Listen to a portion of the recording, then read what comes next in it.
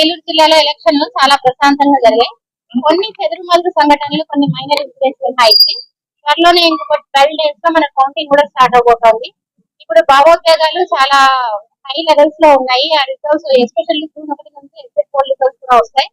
So ఓడిపోతున్న party వాళ్ళకి ఒక రకమైన భావోద్వేగం ఉంది, గెలుస్తున్న పార్టీ వాళ్ళకి ఒక రకమైన ఎమోషన్స్ ఉంటాయి. ఈ ఎమోషన్ లో వాటిని కంట్రోల్ చేసుకోలేక రోడ్డు మీద వచ్చి ఏమైనా విధ్వంసానికి పాల్పడినా, అలాగే పోలీసుల మీద దాడి చేయడం లాంటి ఎలాంటి చర్యలు చేసినా పోలీసులు సిద్ధంగా ఉన్నారు. అది ఒక డెమో ఇవ్వడం జరిగింది. సో లాఠీ చార్జ్ చేయడము, అలాగే స్టన్ గ్రెనేడ్స్ ఉన్నాయి, అలాగే టియర్ గ్యాస్ ఇట్లాంటివన్నిటిని కూడా. సో ఎలాంటి ఎమర్జెన్సీ అన్నా ఏలూరు పోలీస్ జిల్లా యంత్రాంగం సిద్ధంగా ఉంది.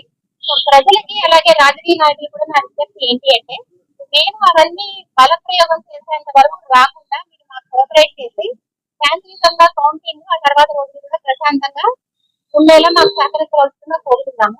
ఎలాంటి వైలెన్స్ కి పాల్పడినా కానీ పోలీసులు టార్గెట్ చేసే పరిస్థితి లేదు. So this is my warning to all anti social elements. ఈ పోలింగ్ రిజల్ట్ ని అడ్డు పెట్టుకొని ఎలాంటి అసాంఘిక కార్యకలాపాలు పాల్పడే ప్రయత్నం చేసినా కానీ కఠిన చర్యలు ఉంటాయి. ఖచ్చితంగా అరెస్ట్ చేస్తాం, రిమాండ్ పంపిస్తాం, అలాగే రౌడీ షీట్ కూడా ఉంటుంది. సో యువతకు కూడా నా విజ్ఞప్తి ఏంటి అంటే, ఒక సెకండ్, ఒక మినిట్ మీ ఎమోషన్స్ మీరు కంట్రోల్ చేసుకుంటే మిగతా లైఫ్ లో క్రిమినల్ కేసులు లేకుండా వెళ్ళిపోతాయి. లేదా మీరు అభిమానించి ఒక నాయకుడు ఓడిపోయాడను, మీరు అభిమానించి ఒక పార్టీ ఓడిపోయిందనో, అన్నెసరి ఒక మాప్ లో మీరు కనబడితే మీరు ఏమీ చేయకపోయినా కామన్ అభ్యర్థన ఉంటుంది.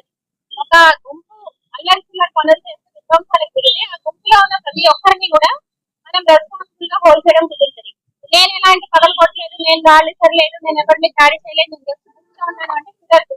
ఆ గుంపులో ఉన్నప్పుడు మిమ్మల్ని కూడా మేము రెస్పాన్సిబుల్ చేసి అదే యాక్షన్ మీ మీద కూడా తీసుకోవడం జరుగుతుంది.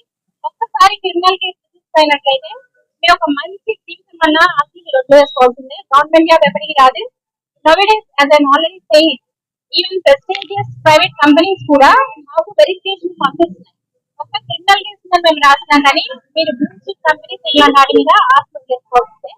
So I request the youth, మీరు మీ ఎమోషన్స్ ని కంట్రోల్ లో పెట్టుకొని శాంతియుతంగా మాకు సహకరించాలి. తల్లిదండ్రులు కూడా నా విజ్ఞప్తి, ఆ కౌంటింగ్ రోజు మీ పిల్లలు ఎక్కడ ఉన్నారో ఏం చేస్తామో చూసుకుంటే తర్వాత వాళ్ళ క్రిమినల్ కేసులో ఇరుక్కొని బెయిల్స్ కోసం మీరు లాయర్ల చుట్టూ స్టేషన్స్ కోర్టులు చేయకుండా.